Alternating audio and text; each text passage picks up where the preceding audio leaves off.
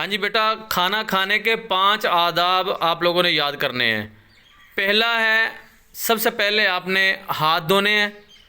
दूसरे नंबर पर बैठकर खाना खाना है। तीसरे नंबर पर दाएं हाथ से खाना खाना है।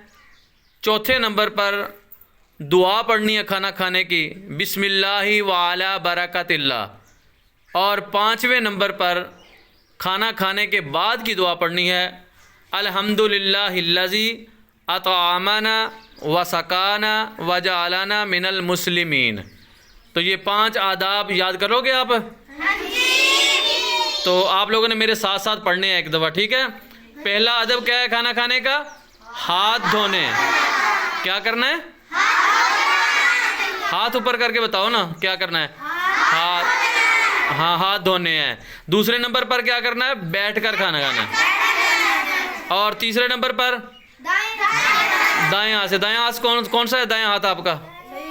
गुड, शाबाश। दाएं हाथ से खाना खाना है। और चौथे नंबर पर दुआ पढ़नी है खाना खाने की, वो क्या है?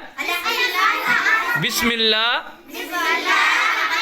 वाला बरकतिल्लाह। क्या दुआ है?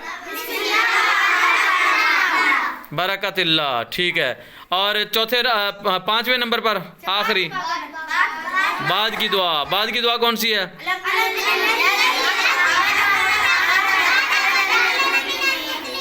हाँ जी, खाना खाने के बाद की दुआ है अल्हम्दुलिल्लाहिल्लज़ी अतआमना व सकाना व जअलना मिनल मुस्लिमीन।